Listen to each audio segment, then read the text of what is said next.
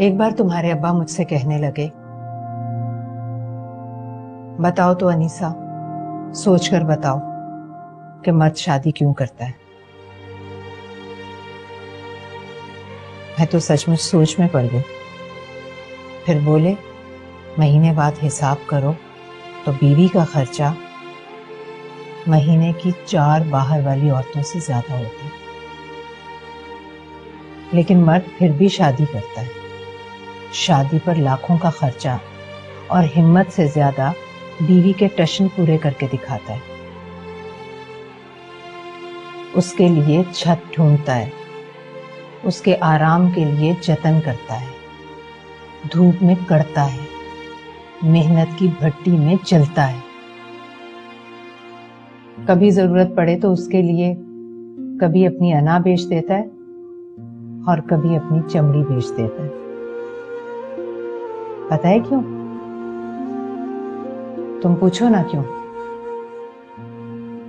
کیوں؟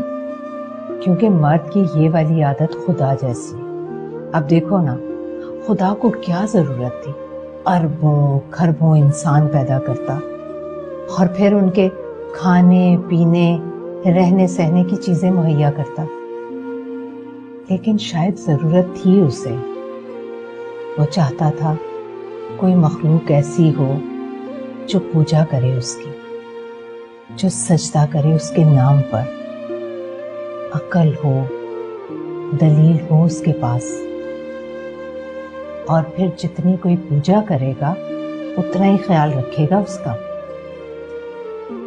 اور سب کچھ دے دینے کے بعد کہا کہ میں رحمان ہوں، رحیم ہوں، سب گناہ معاف کروں گا، لیکن شرک کبھی معاف نہیں کروں گا۔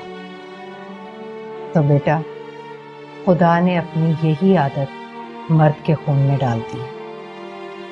جس طرح اسے اپنی مخلوق سب سے زیادہ پیاری ہے نا، اسی طرح ہر اچھے مرد کو اپنی بیوی سب سے پیاری ہوتی ہے۔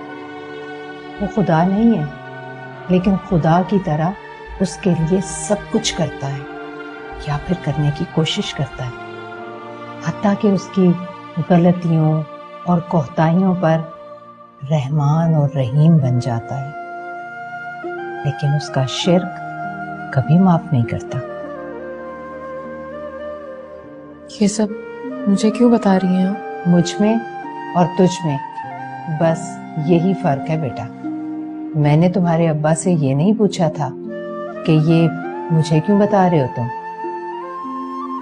خیر، عقل اور دلیل تو خدا نے تمہیں بھی دی ہے، تو بیٹھ کر سوچنا جب تمہارا سوچنے کو دل کرے۔